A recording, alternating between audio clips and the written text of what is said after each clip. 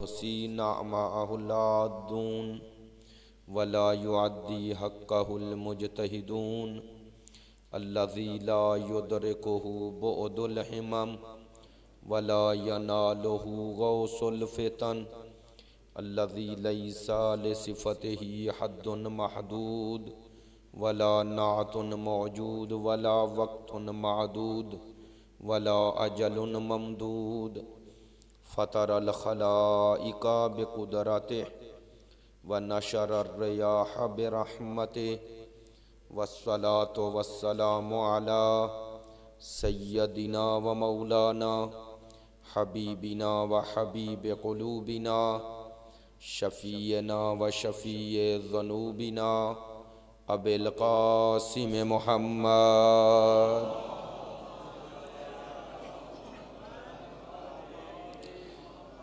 وآلہ الطیبین الطاہرین المعصومین المظلومین الذین اذہب اللہ عنہم الرجس وطہرہم تطہیرا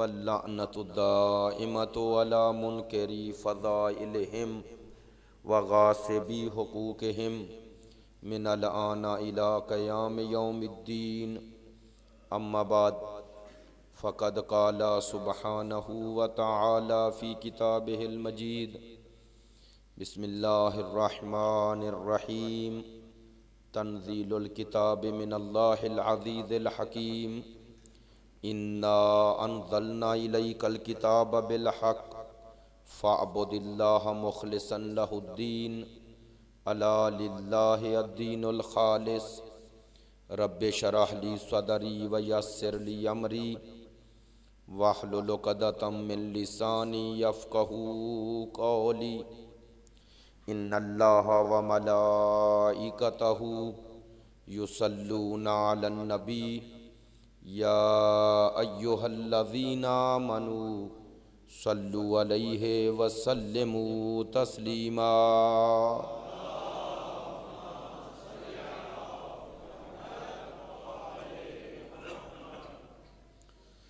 واجب الاحترام معزز و مکرم حاضرین مجلس محبان اہل بیت پیروان مکتب ولایت عاشقان مکتب شہادت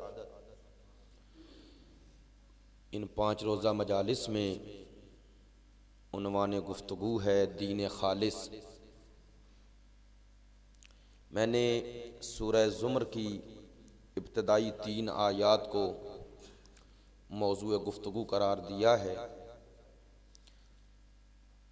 تیسری آیت میں خداوند متعال نے تمام نوع انسانیت کو اس بات کی طرف متوجہ کیا ہے کہ اگر تم بندگی خالص چاہتے ہو تو دین بھی خالص ہونا چاہیے، جو ذریعہ بندگی بنے وہ بھی خالص ہونا چاہیے۔ لیکن ابتدائی 2 آیات کا بھی ربط ہے اسی تیسری آیت کے ساتھ۔ میں ترجمہ کرتا ہوں، اس کے بعد انشاءاللہ گفتگو کا سلسلہ آگے بڑھاتا ہوں۔ ارشاد خداوند متعال ہے تنزیل الکتاب من اللہ العزیز الحکیم۔ خداوند متعال فرما رہا ہے یہ کتاب جو نازل ہوئی ہے یہ من اللہ ہے، اللہ کی طرف سے ہے۔ متعدد آیات قرآن مجید میں ایسی ہیں جن میں خداوند متعال نے عظمت نزول قرآن کی طرف ہمیں متوجہ کیا ہے کہ نزول قرآن کو عام حقیقت نہ سمجھو، عام واقعہ نہ سمجھو، اس نزول قرآن کی حقیقت میں غور و فکر کرو۔ تنزیل الکتاب من اللہ، خدا فرما رہا ہے یہ کتاب جو میں نے نازل کی ہے یہ ہے کس کی طرف سے؟ من اللہ، میری طرف سے ہے۔ اگر انسان اسی پہ غور کر لے من اللہ، اللہ کی طرف سے ہے، تو یہ بھی سمجھ میں آ جائے گا کہ من اللہ سے الی الرسول کا جو سفر ہے یہ کیسے طے ہوا ہے۔ جب نازل کرنے والا ویسا ہے تو جس پہ نازل کیا جائے گا وہ کیسا ہوگا؟ اگر من اللہ ہے تو جس پر یہ کتاب نازل ہوئی، جس کے قلب کو محور و مرکز قرآن بنایا گیا، وہ قلب کی اہمیت کیا ہوگی؟ اگر من اللہ سمجھ میں آئے تو پھر الی الرسول سمجھ میں آئے گا۔ لیکن اللہ نے دو چیزوں کی طرف متوجہ کیا نزول سے پہلے۔ تنزیل الکتاب من اللہ، یہ کتاب نازل ہوئی اللہ کی طرف سے۔ دوسرا، نازل بہ الروح الامین علی قلبک، یہ جس کے ذریعے نازل ہوئی وہ ہے امین، روح امین، جبرائیل امین۔ اللہ نے کہا دیکھو نازل کرنے والا میں ہوں، جسے ذریعہ نزول قرآن بنایا، اس کی عظمت کیا ہے؟ وہ سید الملائکہ، وہ روح الامین ہے۔ پھر کہا علی قلبک، تیرے قلب پہ نازل کیا۔ یہ نزول قرآن، یہ حقیقت نزول، یہ معمولی شے نہیں، ورنہ اللہ اس کی عظمت کو بار بار یاد نہ کراتا۔ متعدد آیات میرے پیش نظر ہیں جن میں اشارہ ہے نزول کی طرف، نزول کی طرف۔ اور وہ آیت جو بارہا آپ سن چکے ہیں کہ لو انزلنا ھذا القرآن علی جبل، اگر یہ قرآن، اگر خدا کہہ رہے اگر یہ قرآن پہاڑ پہ نازل ہوتا، شرط کے ساتھ ہے، اگر نازل ہوتا، مشروط کیا ہے؟ لو انزلنا ھذا القرآن علی جبل لرأیتہ خاشعا متصدعا من خشیت اللہ، اگر نازل ہوتا تو پہاڑ ریزہ ریزہ ہو جاتے۔ اللہ نے کہا اگر قرآن نازل ہوتا تو پہاڑ، شرط کے ساتھ ہے کہ اگر قرآن اس پہ نازل ہوا یعنی نہیں ہوا، یہی معنی ہے نا۔ اگر ہوتا تو یہ ضرور ہوتا، یہ میں خبر نہیں دے رہا، اللہ کہہ رہا ہے کہ پہاڑ پہ اگر قرآن نازل ہوتا وہ حتماً خشیت الہی سے، اسرار قرآن کو تحمل کرنے کی قدرت و قوت اس پہاڑ میں نہیں ہے، یہی اشارہ ہے نا، وہ ریزہ ریزہ ہو جاتا۔ اب جہاں اگر وہاں ریزہ ہو جاتا، اور جہاں اگر کے بغیر نازل ہوا ہے، یہ توجہ فرمائی آپ نے، یہاں تو کہا اگر نازل ہوتا تو ریزہ ریزہ ہو جاتا، وہاں کہا نازل بہ الروح الامین علی قلبک، تیرے قلب پہ نازل کر دیا ہے۔ وہاں بتایا اگر وہاں آتا تو یہ ہوتا، یہاں بتایا کہ یہ ہوا، نازل ہوا، لیکن ریزہ ریزہ نہیں ہوا۔ تو کیا مانا؟ کیا نعوذ باللہ قلب رسول میں یہ خشیت خدا نہیں تھی؟ اگر نہیں تو پھر نعوذ باللہ کیا پہاڑ میں اللہ کی خشیت اللہ کا جو جذبہ ہے سرکار میں نہیں ہے نا؟ تو پھر اللہ نے کہا کیا ہے؟ خدا نے بتایا کہ پہاڑ میں یہ طاقت ہی نہیں کہ اس نزول قرآن کی حقیقت کو اپنے وجود میں سمیٹ لے۔ یہ قلب پیمبر کی طاقت ہے کہ جو نزول قرآن کو تحمل کر رہی ہے، لیکن وہ کیسے تحمل ہو رہا ہے؟ اسی لیے تو خدا نے کہا میرا حبیب عبادت کو کم کر، ہم نے تجھ پہ قرآن تیری زحمت کے لیے نازل نہیں کیا۔ رسول کی عبادت کا بڑھنا یہ بتا رہا ہے کہ رسول نزول کی حقیقت کو اپنے وجود میں احساس بھی کر رہے ہیں، درک بھی کر رہے ہیں، درک بھی کر رہے ہیں۔ یہ نزول قرآن کوئی معمولی حقیقت نہیں ہے، من اللہ العزیز الحکیم، یہ عزیز کی طرف سے ہے، حکیم کی طرف سے ہے۔ یہ نزول قرآن عزیز و حکیم کی طرف سے۔ پھر تکرار کیا انا انزلنا الیک الکتاب بالحق، ہم نے اس کتاب کو نازل کیا آپ پر، الیکا آپ پر، بالحق حق کے ساتھ، خود حق نازل کیا، یعنی تیرے وجود پہ جو آیا وہ حق ہے۔ تو اب بتائیں جس کے قلب پر جو آیا وہ حق ہے، اس کی زبان سے جو نکلے گا وہ ناحق نہیں ہوگا۔ اللہ اکبر۔ جس قلب میں ہو ہی حق، ہمیشہ زبان دل کی ترجمان ہوتی ہے۔ انسان جو دل میں سوچتا ہے زبان پہ وہی کہتا ہے. تو اللہ نے بتایا جس کا قلب محور و مرکز حق ہو اس کی زبان پہ کبھی ہذیان نہیں آئے گا، اس کی زبان پہ کبھی لغو نہیں آئے گا، بہودہ گوئی نہیں آئے گی. تو جس رسول کی زبان حق کی ترجمان ہو اس کا دماغ بھی حق کا ترجمان ہوگا. ایسا ہی ہے نا. تو نزول قرآن کی حقیقت کو کون سمجھے اور کیسے سمجھے؟ لیکن دو لفظ ایک ہی دو آیتوں میں استعمال ہوئے اور یکے بعد دیگرے ہو گئے. تنزیل الکتاب، انا انزلنا الیک الکتاب. میں بارہا یہ جملہ عرض کر چکا ہوں کہ انزلہ میں دفعتن ہے، ایک دفعہ ہے. تنزیل میں تدریج ہے. اللہ نے کہا میرا حبیب تجھ پر قرآن کے دو نزول ہیں، دو طرح کے نزول ہیں، ایک دفعتن ہے ایک تدریجن ہے. وہ جو 23 سالوں میں آیا اس میں تدریج ہے، توجہ فرما رہے ہیں. اور یہ جو ایک شب میں آیا وہ دفعتن ہے. اب سوال یہ ہے ان دونوں کو جمع کیسے کریں؟ وہ جو 23 سال میں آیا وہ کیا ہے اور وہ جو ایک شب میں آیا وہ کیا ہے؟ توجہ فرما رہے ہیں. علماء فرماتے ہیں وہ جو 23 سالوں میں آیا وہ الفاظ کی شکل میں ان حقائق کو الفاظ کے لبادے میں خدا نے پوشیدہ کر کے تم تک بھیجا. میری بات سمجھنا.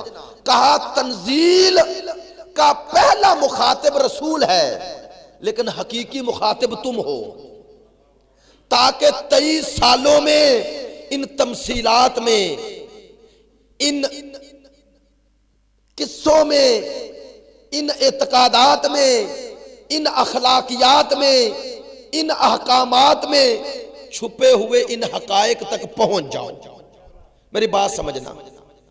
عزیزان محترم، اللہ نے کہا جو 23 سالوں میں آیا اس میں تدریج تھی، وہ الفاظ تھے تاکہ تم الفاظ کے ذریعے حقیقت تک پہنچو.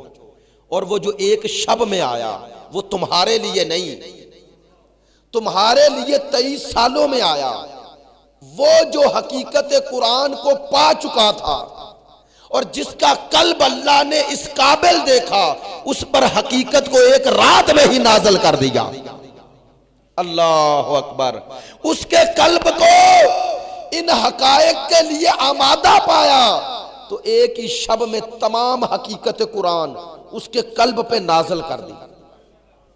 اب اس کا وجود خود حقیقت قرآن بن گیا. چونکہ حقیقت جب وجود کا حصہ بن جائے تو آپ جدا نہیں کر سکتے. مثلا یہ پانی ہے، جب تک پانی باہر ہے گلاس میں ہے حقیقت ہے ایک علیحدہ، میرا وجود علیحدہ حقیقت ہے. اگر میں وہ پانی پی لوں اور میرے وجود کا حصہ بن جائے تو مجھ سے جدا نہیں کر سکتے. وہ پانی میرے وجود کا حصہ بن گیا. اللہ نے کہا وہ حقیقت قرآن تم تک پہنچنے سے پہلے خود وجود رسول کا حصہ بن گئی. میری بات پہنچنی چاہیے. اللہ نے کہا اب حقیقت قرآن الگ نہیں اور حقیقت محمدی الگ نہیں. حقیقت محمدی کی انسانی شکل کا نام، قرآن کی انسانی شکل کا نام حقیقت محمدی ہے اور حقیقت محمدی کی کتابی شکل کا نام قرآن ہے.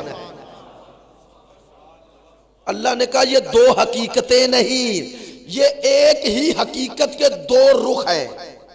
میری بات سمجھیں گے. سکہ جو کہتے ہیں سکے کے دو رخ ہیں، کبھی توجہ فرمائی؟ سکہ بنتا ہی تب ہے جب دو رخ ہوں، ورنہ سکہ نہیں. آپ جسے سکہ کہتے ہیں اس کے دو رخ ہوتے ہیں. اور اب آپ میری بات کی تائید کریں گے اگر درست کہہ رہا ہوں. اس سکے کے دونوں رخ کو جدا کیا ہی نہیں جا سکتا. جیسے ادھر والا ادھر والے کے وجود کا حصہ ہے ویسے ادھر والا ادھر کے، ان دونوں کو جدا کر ہی نہیں سکتے، ہو ہی نہیں سکتے. اللہ نے کہا حقیقت قرآن اور حقیقت محمد دو چیزیں نہیں، ایک ہی حقیقت کے دو رخ ہیں. اللہ نے کہا نزول قرآن کیوں؟ جب میں نے مجسم کیا انسان کامل کی شکل میں تو محمد بنا. اور اس انسان کامل کو جب تعلیمات کی شکل میں اتارا تو قرآن بنا. قرآن بنا. انہی انسانی شکل کو جب تعلیمات کی شکل میں لایا تو قرآن بنا. اب توجہ فرمائیں، حقیقت قرآن کا نزول ایک شب میں ہوا. کس پر؟ جس کا قلب آمادہ تھا. اب حقیقت وجود محمدی یہ قرآن اس کا حصہ بن گیا. اب یہ جدا نہیں ہے. توجہ فرمائیں گے، میں بات آسان کر دیتا ہوں میرے دوستو. جب یہ حقیقت وجود رسول کا قرآن حصہ بن گیا تو اب وہ حقیقت قلب رسول میں ہے یا نہیں ہے؟ اچھا، سرکار دو عالم وہ حقیقت ساتھ لے گئے؟ اگر ساتھ لے جائیں تو قرآن کے نزول کا فلسفہ ختم ہو جائے. جب تک وہ قرآن کتابی شکل میں ہے یہ حقیقت ساتھ ساتھ رہے گی. ساتھ ساتھ رہے گی نا. یا رسول اللہ وہ حقیقت آپ کے بعد کن سے لیں؟ فرمایا وہی تو میں نے حدیث ثقلین میں بتایا ہے کہ لن یفترے کا قرآن اور اہل بیت کبھی جدا ہی نہیں ہوں گے. فرمایا جیسے مجھ سے قرآن جدا نہیں ہو سکتا میرے بعد آل محمد سے بھی قرآن کبھی جدا نہیں ہو سکتا. بس اب سمجھے. کہا اس کتابی شکل میں قرآن کا تسلسل قیامت تک رہے گا اور اس انسان کامل کی شکل میں بھی یہ تسلسل قیامت تک رہے گا. کہا میری حقیقت کے تسلسل کا نام ہے اہل بیت. حقیقت وجود رسول کے تسلسل کا نام اہل بیت. اہل بیت ہیں. اسی لیے تو دونوں کو چھوڑا اور برابر چھوڑا. برابر چھوڑا. اب قلب محمد پہ جو حقیقت نازل ہوئی وہ وجود رسول کا حصہ ہے نا. تو اب کتنے بدبخت ہیں وہ جو کتابی شکل میں آئے ہوئے قرآن کا احترام کرتے ہیں. انہیں بوسہ دینا بدعت نہیں سمجھتے. اس کا احترام آج تک باقی ہے. اور جو حقیقت اللہ نے ساتھ نازل کی اس کے روزے پہ جانا بدعت سمجھتے ہیں. نہیں میرے دوستو، میں نے یہیں پر ایک واقعہ بیان کیا تھا.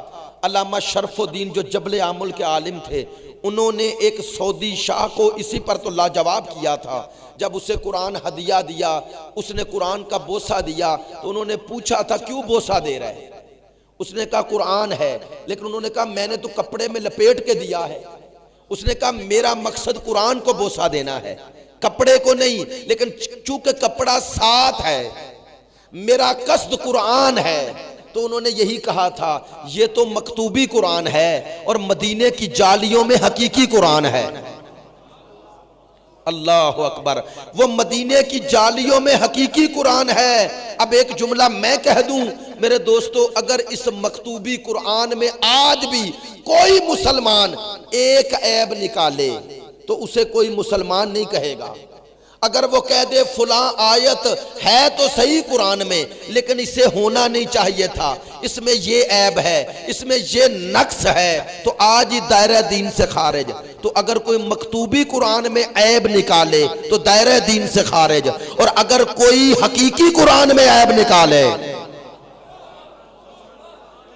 اگر کوئی حقیقی قرآن میں عیب نکالتا رہے اور ہر جمعے کے خطبے میں نکالے اور عیب نکال کر اپنے آپ کو مسلمان بھی سمجھے.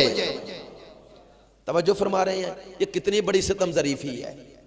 جس پر قرآن جس کے قلب پر نازل ہوا اس کا احترام نہیں اور قرآن کا احترام ہے. یہ کیسا مسلمان ہے؟ کیسا مسلمان ہے؟ وہی حقیقت قرآن جو قلب رسول میں آئی، وہ حقیقت کو اللہ نے جب عروج دیا. توجہ فرمائیں گے. یہ نزول کا معنی کیا ہے؟ آج بات میرے ذہن میں آ گئی. واللہ میں اصل موضوع پہ ابھی نہیں گیا ہوں لیکن توجہ فرمائیں گے. یہ نزول قرآن کا معنی کیا ہے؟ عموماً ہم نزول کا معنی کیا سمجھتے ہیں؟ ایک شے جو بلندی سے ہے نیچے آ جائے. یہی ہے نا بھئی؟ ایک بندہ بلندی پہ کھڑا ہے نیچے آ جائے تو عربی میں اسے کہتے ہیں تنزلی. یہی ہے نا، تنزلی ہے، نیچے آ گیا. نزول بھی اسی سے ہے، نازل ہونا. تو کیا قرآن بلندی سے نیچے آ گیا؟ اگر بلندی سے پستی کی طرف آ گیا تو بلند کیسے رہا؟ یہ کیا ہوا ہے؟ نزول کا معنی کیا ہے؟ قرآن کے نزول کا معنی کیا ہے؟ آیت اللہ جوادی عاملی بڑی خوبصورت بات فرماتے ہیں، اس کا معنی بیان کرتے ہیں، توجہ فرمائیں گے خصوصاً نوجوان بھائی۔ فرماتے ہیں نزول کے دو معنی ہیں، ایک ہوتا ہے نزول حسی وجودی، آپ کسی شے کو بلندی سے نیچے پھینکیں وہ نیچے آ گئی۔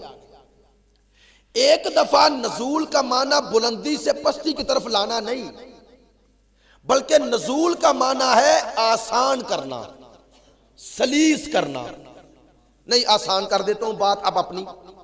ایک مفکر ہے بہت بڑا، بلند پایا، بڑی اعلیٰ فکر ہے اس کی، اس نے سوچا، فکر کی، اس کے پاس مطالب آئے، مطالب، وہ جو اس کے ذہن میں مطالب آئے، معانی آئے، وہ جو حقائق آئے، وہ اس کے ذہن میں آئے، دماغ میں آئے، قلب میں آئے۔ اب ان مطالب کو وہ خود سمجھ رہا ہے جو اس کے پاس ہیں، لیکن وہ جب معاشرے میں آیا تو دیکھا کہ جہاں میں سوچ رہا ہوں وہاں یہ نہیں سوچتے، چونکہ میں نے علمی منازل و مراتب طے کیے ہیں، انہوں نے تو کیے نہیں۔ اب وہ چاہتا ہے وہ مطالب آپ تک پہنچائے، اگر اپنی علمی سطح پہ رہ کر بات کرے آپ نہیں سمجھیں گے، جبکہ اس کا مقصد آپ تک بات پہنچانا اور سمجھانا ہے۔ اب وہ کیا کرتا ہے؟ وہ اپنی فکر، اپنے مرتبہ علمی کو قائم رکھتا ہے، جس طرح خود مطالب علمی سوچے وہ محفوظ ہیں۔ آپ کے لیے، میرے لیے وہ الفاظ ایسے ڈھونڈتا ہے کہ جس تک آپ، جس کے ذریعے ان مطالب تک پہنچ جائیں جو اس کے پاس ہیں۔ اب الفاظ کو اس نے وسیلہ بنایا آپ کو ان مطالب تک لانے کا۔ اب اس نے اپنا علمی مقام گرایا نہیں، بلکہ اپنے علمی سطح کو آسان کر دیا۔ تو آیت اللہ جوادی عاملی فرماتے ہیں یہ جو مرحلہ ہے اسے عربی میں کہتے ہیں نزول، یعنی ایک عالم نے اپنے علم کو جب آسان کیا تو اس نے مرتبہ علمی کو نزول کیا تاکہ آپ ان الفاظ کے ذریعے عروج پیدا کر لیں۔ میری بات کاش پہنچ جائے۔ عزیزو، یہ قرآن کے نزول کا معنی بلندی سے پستی کی طرف آنا نہیں، بلکہ وہ حقائق جو اللہ کے علم میں ہیں، جن کا مقصد یہ ہے کہ تم عروج پاؤ۔ اللہ نے وہ حقائق قلب پیغمبر پہ نازل پہلے کیے۔ اگر یہ قرآن کا مخاطب صرف رسول ہوتے تو قرآن عربی میں نہ آتا۔ میری بات نہیں پہنچی، مجھے افسوس ہوا ہے۔ اگر قرآن صرف پیغمبر کے لیے ہوتا تو عربی میں نہ آتا۔ وہ تو قلب پیغمبر پہ نازل عربی میں نہیں ہوا، وہ حقیقت قرآن ہے۔ قرآن کی زبان عربی ہے، قرآن کی حقیقت عربی نہیں۔ قرآن کی حقیقت کیا ہے؟ من لدن علی حکیم، وہ علی حکیم کے پاس ہے۔ وہاں سے جب یہ حقیقت چلی تو یہ نورانی شکل میں تھی۔ اس نور کو اللہ نے تاکہ تم نورانی ہو جاؤ الفاظ عربی میں لپیٹ کر تم تک پہنچایا، تاکہ لفظوں سے آگے اس حقیقت تک پہنچ کر اس پستی سے بلندی کی طرف آ جاؤ۔ توجہ فرما رہے ہیں؟ اب اگر قرآن کا مخاطب صرف پیغمبر ہوتے تو عربی میں نہ آتا، عربی میں نہ آتا، چونکہ جس کے قلب پر حقیقت آ گئی اسے لفظوں کی ضرورت کیا ہے؟ جس کے پاس حقیقت ہے اسے لفظوں کی ضرورت نہیں ہے، وہ لفظ تمہارے لیے ہیں۔ تو بس سمجھو قرآن کے دو نزول اس لیے ہیں، ایک نزول اس کے لیے ہے، ایک نزول ہم سب کے لیے ہے۔ جو ہم سب کے لیے ہے وہ عربی میں آیا، جو اس کے لیے ہے وہ نورانی شکل میں آیا۔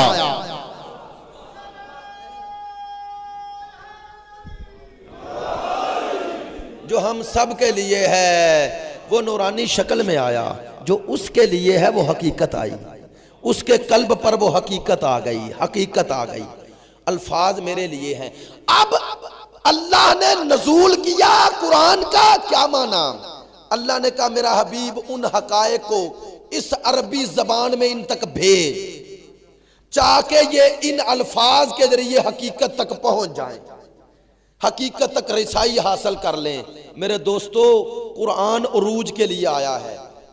میرا جملہ اگر پہنچ گیا مجھے خوشی ہوگی، لیکن سن لیں پھر سوچ لیجئے گا اگر ابھی وقت نہ ہوا۔ میرے دوستو، قرآن آیا ہی بلندی کے لیے، اس لیے جس پر قرآن نازل ہوا اللہ نے اسے بلندی پر لے جا کر بتایا، آئے ہائے، کہ اس کے نزول سے پہلے اس کا عروج ہے۔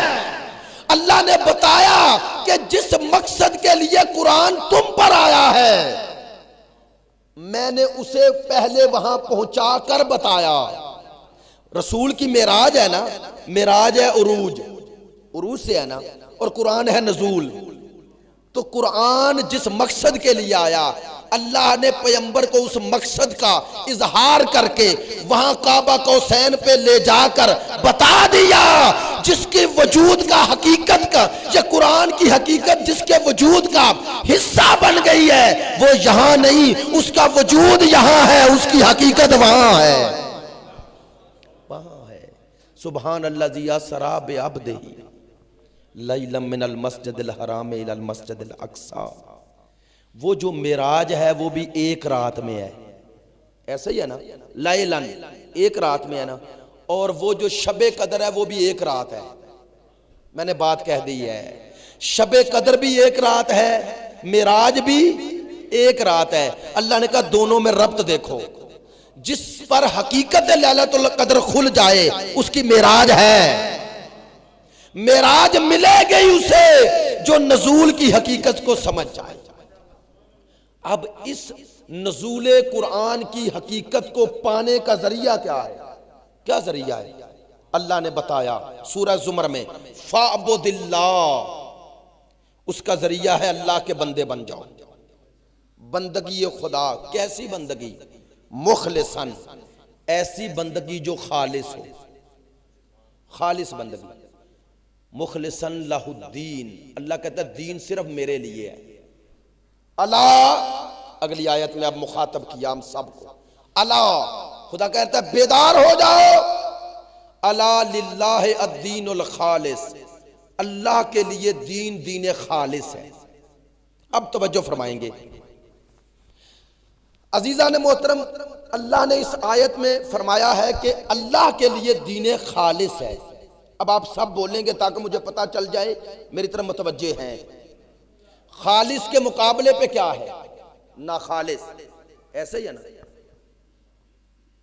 عموماً ہم اپنے معاشرے میں سمجھتے ہیں کہ لوگ دو طرح کے ہیں، ایک وہ جن کے پاس دین ہے، دوسرے وہ جو بے دین ہے، ایسے ہی ہے نا۔ اللہ کہتا ہے نا، تین طرح کے لوگ ہیں، ایک وہ جن کے پاس دین ہے ہی نہیں، خالص بے دین، دوسرے وہ جن کے پاس خالص دین ہے، اور تیسرا بھی گروہ ہے، وہ کیا؟ اللہ کہتا ہے نہ خالص بے دین ہے نہ خالص دین ہے، دونوں کے درمیان ہے، دین ہے لیکن خالص نہیں، ملاوٹ کے ساتھ ہے۔ اب میری بات آپ تک پہنچنی چاہیے، دین، بے دین، نہ خالص دین، تین طبقے ہیں، ملاوٹ والا دین، بغیر ملاوٹ والا دین، بغیر ملاوٹ والا بے دین، تین ہو گئے نا۔ جن کے پاس کوئی دین نہیں، ایک طبقہ وہ، جن کے پاس جو ہے خالص ہے، ایک طبقہ وہ، تیسرا جن کے پاس ہے لیکن ملاوٹ والا ہے۔ اب توجہ فرمائیں، معاشرے کے لیے خطرہ وہ خالص بے دین نہیں، وہ تو آپ کو پتا ہے ہی بے دین۔ دیندار خالص بے دین سے دھوکہ نہیں کھاتا۔ جب دھوکہ دیا جاتا ہے معاشرے میں تو کیسے دیا جاتا ہے؟ تاریخ میں جو ہمیشہ ہم پر ظلم ہوا، ہم سے مراد انسانیت پر، جو اسلام پہ ظلم ہوا وہ اسلام دشمنوں سے نہیں ہوا، یعنی جو 100% دشمن تھے وہ دشمن ہے، دشمنی کر رہا ہے، لیکن اس کا مقابلہ کرنا آسان ہے۔ دین کو نقصان ان سے ہوا جنہوں نے اسلام کا لبادہ اوڑھا لیکن اندر اپنی بے دینی کو ہی رکھا، یعنی ملاوٹ والے دین سے خطرہ زیادہ ہے۔ میری بات سمجھیے گا، ہمارے ائمہ کی ہمیشہ جدوجہد یہ رہی کہ دین کو اس ناخالص لوگوں سے بچا کر خالص دین لوگوں تک پہنچایا جائے۔ میرے دوستو، مارکیٹ میں اگر کوئی دوائی ایسی آ جائے جس میں ملاوٹ ہو، وہ دوائی انسان کھائے بھی تو اثر کرے گی؟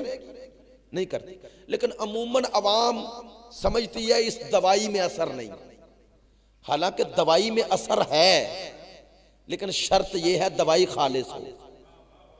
میری بات نہیں پہنچی، دوائی میں اثر ہے لیکن شرط یہ ہے دوائی خالص ہو۔ ٹی وی پہ بیٹھ کے کچھ لوگ خیر خائی کے جذبے سے، کچھ لوگ بد خائی کے جذبے سے یہ کہتے ہیں ہمارے معاشرے کی بیماریوں کی ساروں کی بنیاد دین ہے۔ کہتے ہیں یا نہیں؟ کہتے ہیں ریاست سے دین کا کوئی تعلق نہیں، کہتے ہیں حکومت کا کوئی تعلق نہیں۔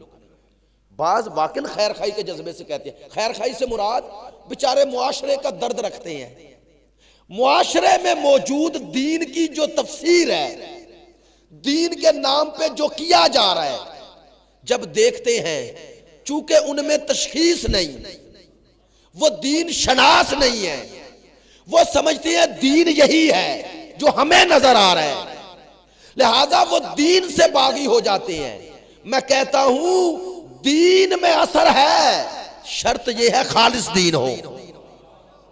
میری بات سمجھنا، آج اس معاشرے میں جس میں ہم رہ رہے ہیں، پاکستان کا معاشرہ بالخصوص اور پوری دنیا بالعموم، آج ہمارے لیے مسئلہ وہ 100% بے دین دشمن نہیں، اس کی ہمیں شناخت ہے۔ ہمارے لیے خطرہ وہ دین والے ہیں جنہوں نے دین کا نام لے کر، دین کا لباس پہن کر اندر بے دینی کو چھپا لیا ہے۔ اب توجہ فرمانا، اب حقیقی دین والوں کی جنگ حقیقی بے دینوں سے ابھی نہیں، چونکہ جب تک دین آزاد نہ ہوگا لوگوں کو پتا کیسے چلے گا کہ نقلی کیا ہے اور اصلی کیا ہے، خالص کیا ہے اور ناخالص کیا ہے۔ عزیزو، اسی لیے اس خمینی بت شکل نے، اس پیر جماران نے یہی کہا تھا کہ دنیا میں 2 اسلام ہیں، ایک محمدی ایک امریکائی۔ میں لفظ بدل دیتا ہوں، میں کہتا ہوں ایک محمدی اسلام ہے، ایک اموی اسلام ہے، ایک عباسی اسلام ہے، ایک بادشاہوں کا اسلام ہے، ایک درباروں کا اسلام ہے۔ ایک اسلام وہ ہے جو درباروں میں پروان چڑھا، ایک اسلام وہ ہے جو زندانوں میں پروان چڑھا، ایک اسلام وہ ہے جو بنی امیہ کے دسترخوان پہ پروان چڑھا، ایک اسلام وہ ہے جو ربضہ کے بیابانوں میں پروان چڑھا۔ آج دنیا کو اگر شناخت کروانی ہے تو اس اسلام کی طرف لے کے جانا ہے جو ربضہ میں پروان چڑھا ہے، جو زندانوں میں پروان چڑھا ہے۔ وہ اسلام دنیا کو نجات دے گا جو کربلا میں پروان چڑھا ہے۔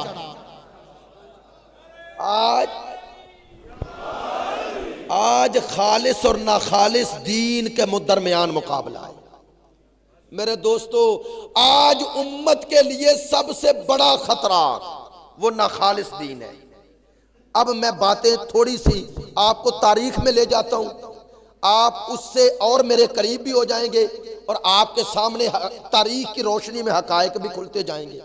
اب آپ میرے سامنے تشریف فرمائیں، اس لیے متوجہ رہیں گے تو بات کرنے میں خوشی ہوگی۔ عزیزان محترم، سرکار دو عالم نے 84 جنگیں لڑی، ایسے ہی ہے نا؟ مشہور جو ہم کتابوں میں پڑھتے ہیں، جنگ احد، جنگ خندق، جنگ خیبر، جنگ حنین، یہی ہے نا؟ 4-5 ہی پڑھتے ہیں اور 4-5 میں ہی رہ گئے۔ توجہ فرمائیں گے، ان جنگوں کو ہی جن کو آپ سنتے رہے ہیں انہی کا تذکرہ کر رہا ہوں۔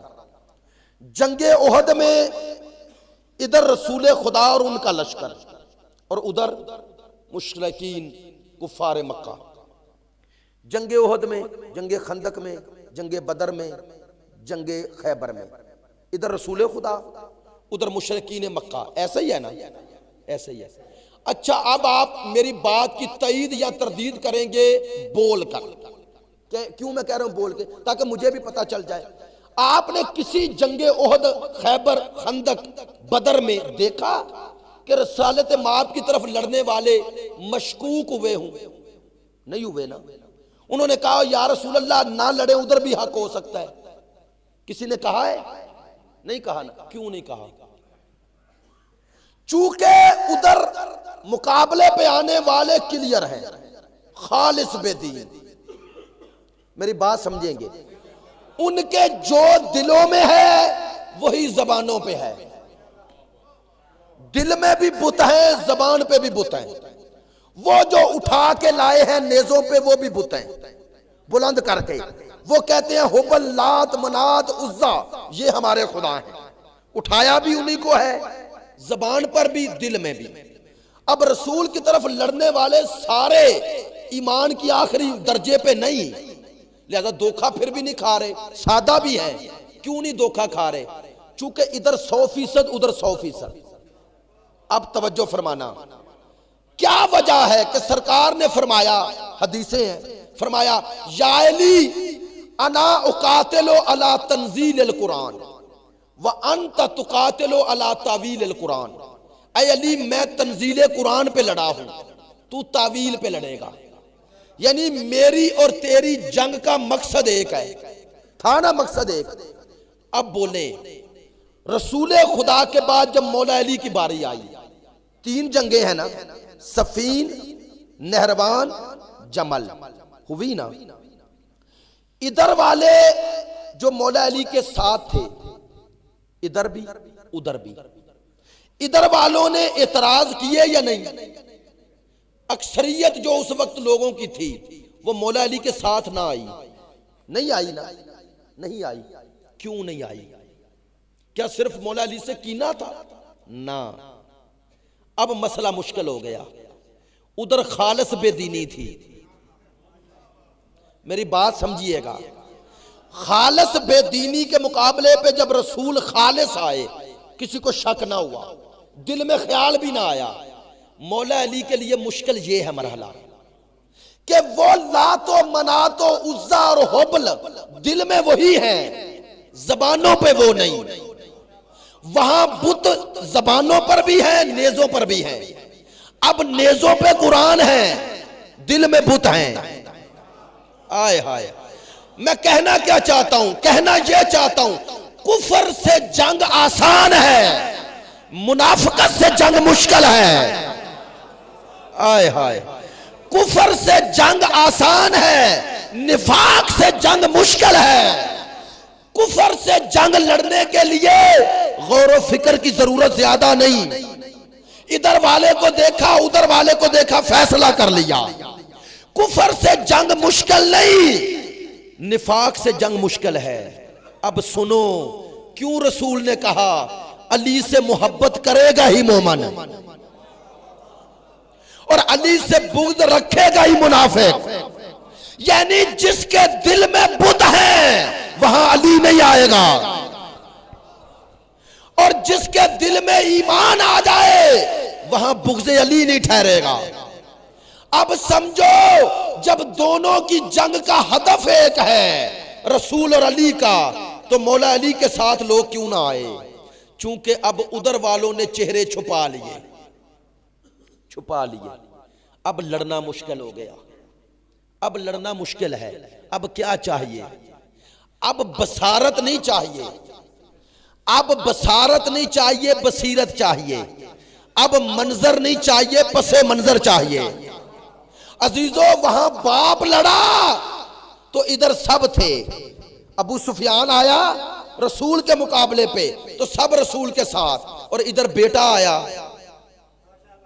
تو ادھر علی کے ساتھ کیوں نہیں؟ چونکہ اب بیٹے نے اپنے کفر کو اسلام میں چھپا لیا. اب توجہ فرمائی، قیامت تک کے لیے امام کی ضرورت کیوں ہے؟ تاکہ کبھی بھی منافق اسلام کا لبادہ اوڑھ کر اسلام کو برباد نہ کر سکے. توجہ فرما رہے ہیں یا علم. آپ میری طرح متوجہ رہے. شاہ صاحب اتنی دور سے میری مدد کو پہنچ رہے ہیں، آپ قریب والے نہیں پہنچ رہے. نہیں، نعرہ لگانا کوئی مدد نہیں ہے، آپ میرے ساتھ ہیں. توجہ فرمائیں گے، توجہ فرمائیں گے. عزیزان محترم میری بات توجہ فرمائیں گے، مجھے زیادہ خوشی ہے. ادھر نفاق ادھر ایمان، لیکن بصیرت چاہیے. بصیرت کون سی بصیرت؟ جو مالک اشتر کے پاس تھی، جو عمار یاسر کے پاس تھی، جو ابو ذر و سلمان کے پاس تھی. کون سی بصیرت؟ کون سی بصیرت؟ توجہ فرمانا عزیزو. جب سقیفہ ہوا، سقیفے میں دلیل کیا پیش کی گئی؟ دلیل کہ انہیں بنائے خلیفہ اول کو. دلیل کیا تھی؟ سب سے بزرگ ہے.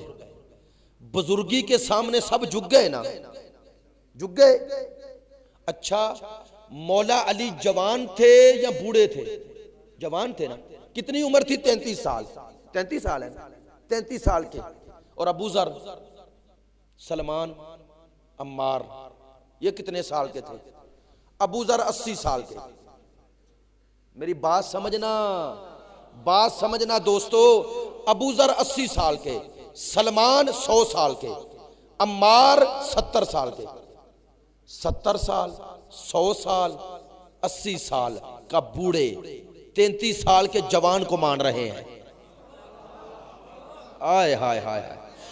وہ جسے وہ دلیل بنا رہے ہیں، یہ دلیل نہیں مان رہے. یہ کہتے ہیں اسلام میں معیار بزرگی نہیں، اسلام میں معیار میرٹ ہے. یہ کہتے ہیں ہم کردار کے سامنے جھکیں گے، میرٹ کے سامنے جھکیں گے، بزرگی کے سامنے نہیں. توجہ فرمانا. شہید مطہری نے کیا خوبصورت بات کہی. فرماتے ہیں ابو ذر و سلمان و عمار کا نظریہ یہ تھا کہ بزرگی سن و سال کے ساتھ نہیں آتی، بزرگی کردار کے ساتھ آتی ہے. کہا سن و سال کا بڑا ہونا اور بات ہے اور کردار میں بڑا ہونا اور بات ہے.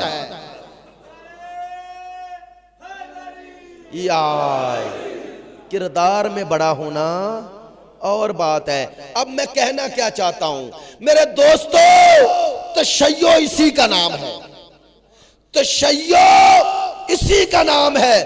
تشیع میں معیار اور ملاک کی حکومت ہے، سن و سال کی نہیں.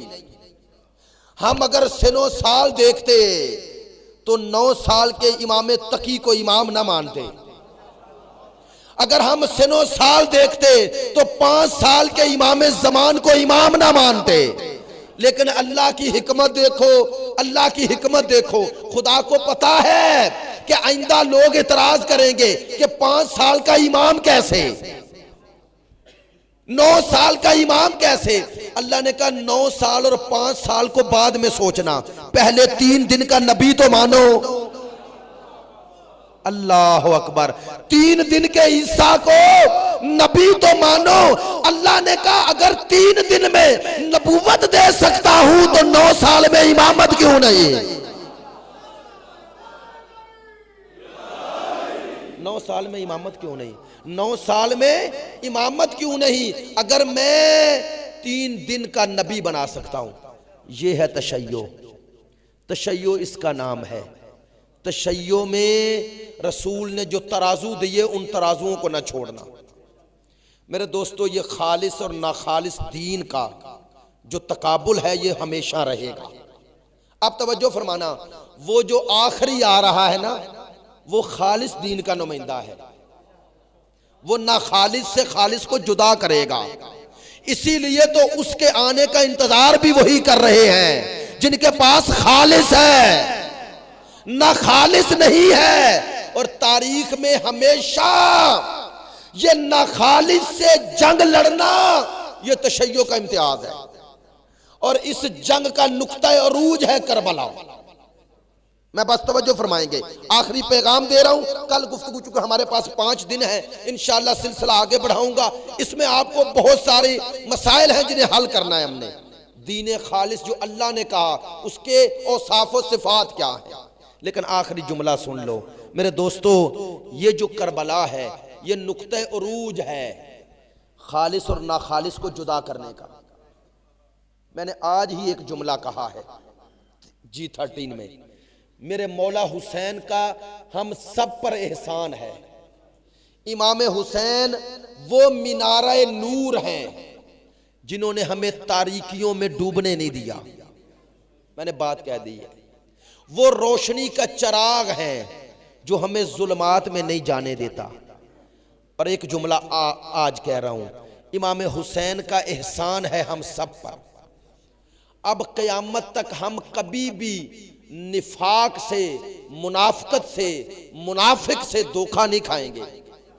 چونکہ کربلا وہ خط فاصل ہے جو خالص اور ناخالص میں فرق کر دیتا ہے. کربلا میں بھی کوئی ناخالص جائے تو کربلا کے ساتھ نہیں چلتا. اگر اس کے اندر ناخالصی ہو، ملاوٹ ہو، تو وہ کربلا میں آ کر بھی نکل جاتا ہے. اور جس کے اندر خالص ہو وہ دور رہ کے بھی کربلا آ جاتا ہے. کربلا آ جاتا ہے، وہ کربلا آ جاتا ہے. کربلا ہمارے لیے وہ مینارہ نور ہے، وہ معیار حق ہے. اسی لیے تو کربلا والے کہیں گھبرائے نہیں، کہیں شرمائے نہیں.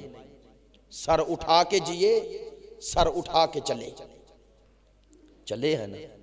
خالص اور ناخالص کو جدا کرنے وہ میری آقا زادی وہاں آ گئی جو ماحول اس کے قابل نہیں تھا. دل چاہتا ہے آج بی بی کی فضیلت مصیبت میں پڑھوں، مصائب نہ پڑھوں، بی بی کی فضیلت کے 2 جملے پڑھ دوں. کیسے؟ میرے دوستو، جو شریف گھر کی، نجیب گھر کی عورتیں ہوتی ہیں نا، وہ مردوں میں جا کر بے باک نہیں ہوتی. ایسے ہی ہے نا، ان کے لیے بولنا بڑا مشکل ہو جائے. حتیٰ شریف اور نجیب عورتوں کے لیے اگر اپنے بھی کزن ہوں، کوئی ہوں، بعض عورتیں ان کے سامنے چلتی بھی نہیں ہے، زیادہ بے باک ہو کے نہیں چلتی. ایسے ہی ہے نا. لیکن اگر مجمع نامحرموں کا ہو، میں بعض جملے ڈر کے نہیں کہتا، خود بھی آخر سوچتا ہے انسان. اگر مجمع صرف نامحرموں کا نہ ہو، ایسا مجمع ہو کہ جس کو بیان کرنا بھی مشکل ہو جائے، اگر ایسے مجمع میں وہ آ جائیں جو چادر تطہیر میں پلی ہے، ذرا تھوڑا سوچیں نا. نوجوان زیادہ ہیں، میری باتیں سوچنا. مجمع ایسا ہو، اور اگلا جملہ کہوں ڈرتے ہوئے، ایسے مجمع میں وہ آ جائیں جو چادر تطہیر میں پلی ہیں اور سر بھی ننگا ہو. اب اگلا جملہ بھی کہوں، ہاتھ آزاد نہ ہو، ہاتھ بھی پسے گردن بندھے ہوئے ہوں. اچھا، میں کس مصیبت کو بیان کروں. اور میرے دوستو، سامنے شرابی ہو اور شرابی کے سامنے کچھ سر پڑے ہو، اور سر بھی غیروں کے نہ ہو، کوئی بھائی ہو، کوئی بیٹا ہو، کوئی بھتیجا ہو. مجھے بتاؤ ایسے ماحول میں، ایسے مجمع میں، وہ بیٹی جو شرم و حیا کی پیکر ہے، اس کے لیے بولنا تو درکنار، کھڑے رہنا بھی مشکل ہے. اسی لیے جب یزید ہم کلام ہوا تو بی بی نے اب کہا کہ میں مدینے سے چلی میں نے یہ دعا نہیں کی، میں مکے سے چلی میں نے یہ دعا نہیں کی، میں کربلا سے چلی یہ دعا نہیں کی، لیکن اب دعا کر رہی ہوں اللہ کرے زمین پھٹ جائے، مجھے تجھ سے ہم کلام نہ ہونا پڑے۔ لیکن عزادارو ان تمام مصائب کو بیان کرنے کا مقصد کیا تھا، کہنا کیا چاہتا ہوں، ایسا ماحول، ایسی جگہ، ایسا مجمع جو ایسے مجمع میں حسین کی حقانیت کا عملی نمونہ بن جائے، اسے زینب کہتے ہیں، اسے زینب کہتے ہیں، اسے زینب کہتے ہیں، جو ایسے ماحول کو ہاتھ میں لے لے، جو ایسے مجمع کو سکوت کروا دے، جو ایسے ماحول میں سامنے سر پڑے ہیں، مصیبت کے پہاڑ ٹوٹ گئے ہیں، لیکن جس کے لہجے میں علی بول پڑے، جو نہج البلاغہ کی عملی تفسیر بن جائے، اسے زینب کہتے ہیں۔ تو بتایا زینب نے کہ اگر کربلا میں اکبر کے قاتلوں کے سامنے خطبہ دینا یہ حسین کا کمال ہے، تو حسین تیرے قاتلوں کے سامنے خطبہ دے کر تجھے منوانا یہ زینب کا کمال ہے، یہ زینب کا کمال ہے۔ اب دو جملے سن لیں اگر آ گئے ہیں۔ میری آقا زادی یہ شجاعت، یہ بہادری، یہ شجاعت کا نمونہ میری بی بی نے کہیں پر بھی بازاروں اور درباروں میں خطبے پڑھے لیکن شکوہ نہیں کیا شکوہ، جاؤ مقتل کی کتابیں اٹھائے، کہیں شکوہ نہیں کیا۔ اور رونے والوں، عزاداروں، میری آقا زادی زینب تو درکنار، اچھا میں بھول گیا تھا، اصل میں پہلے پروگرام اگر بتا دیے جائیں تو اچھا ہوتا ہے، مجھے بالکل پتا نہیں تھا کہ یہ پروگرام اس طرح ہے، اس لیے وہ اشارہ ہوا ہے کہ تابوت ہے۔ البتہ آپ اسی پر ہی تابوت لے گا، میں اشارہ کر دوں گا ضرور، اب چونکہ جو مصیبت پڑھ رہا ہوں۔ عزیزو عزادارو، یہ جو کربلا کا قافلہ ہے، کسی ایک نے بھی ہمت نہیں ہاری، ایک نے بھی ہمت نہیں ہاری۔ میں کہتا ہوں جناب زینب سلام اللہ علیہا تو چھوڑو، 4 سال کی سکینہ نے بھی ہمت نہیں ہاری، کبھی شکوہ کیا کسی سے؟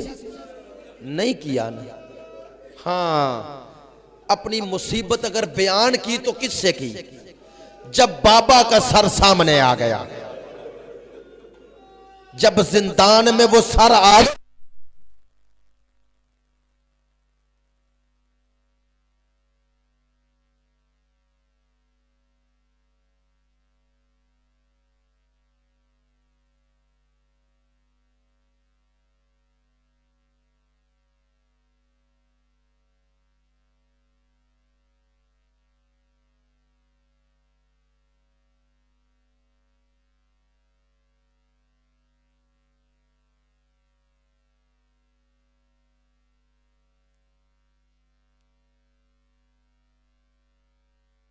بابا شمر کو کبھی معاف نہ کرنا،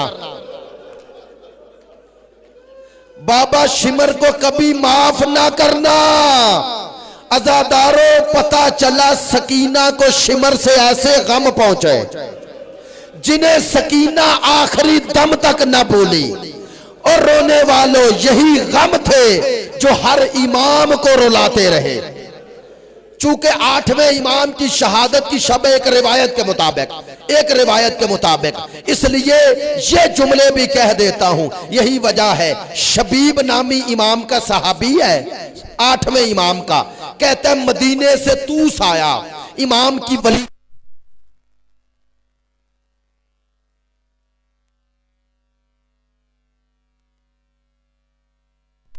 سیاہ کپڑے پہنے ہوئے تھے۔ شبیب کہتا ہے میں قریب آیا، دیکھا امام کے سیاہ کپڑے، ہاتھ جوڑ کے عرض کرتا ہے مولا آپ کی ولی عہدی، اب تو آپ آباد ہیں اور کپڑے سیاہ ہیں، سنو گے؟ کہتے ہیں شبیب بھول گیا آج یکم محرم ہے،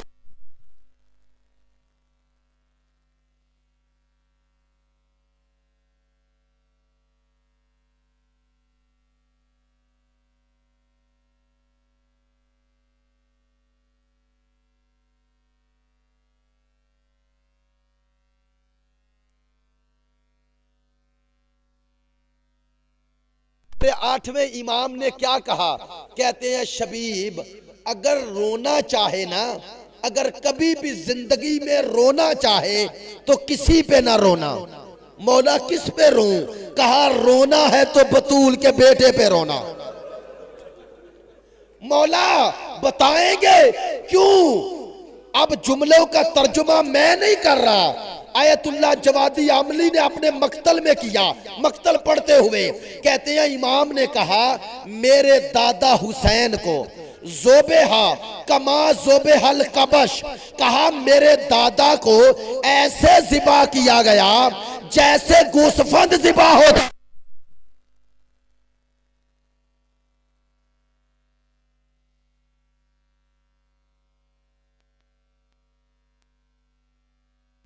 کہ گوسفند کو ذبح کیسے کیا جاتا ہے؟ نہیں، آپ نہیں سمجھے۔ ایک ہوتا ہے قتل، ایک ہوتا ہے ذبح۔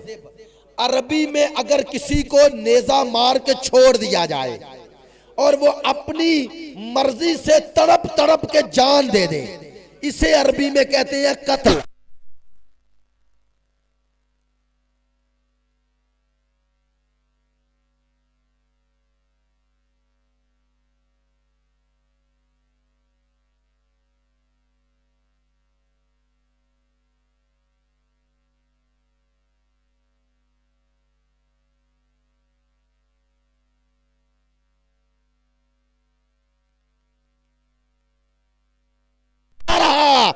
جب تک حسین کا اور رونے والوں عزاداروں اس امام کی شہادت کا ایک جملہ، امام کو زہر ملی، زہر ملنے کے بعد اندر آئے، کہتے ہیں ابا سلط دروازہ بند رہے گا جب تک میری آوازیں آتی رہے، تسبیح و تقدیس کی آوازیں آتی رہے، سمجھ لینا تیرا امام موجود ہے۔ امام کی شہادت ہوئی، شہادت ہوئی۔ خواجہ ابا سلط کہتے ہیں میں نے اندر جانے کا ارادہ کیا لیکن مجھے محسوس ہوا میرے امام کا ابھی دم ہے، ابھی زندہ ہے۔ اب اندر سے آواز دی، کہا ابا سلط اندر نہ آنا، میرے وارث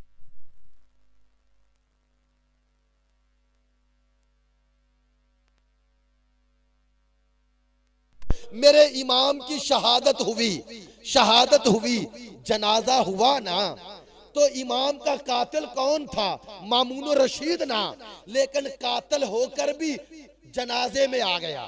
کیوں آ گیا؟ لوگوں سے ڈر رہا تھا کہ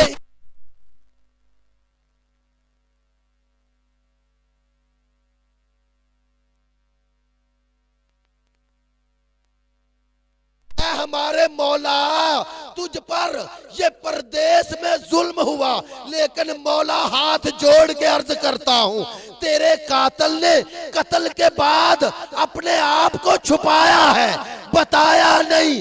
ہائے حسین تیری مظلومیت میں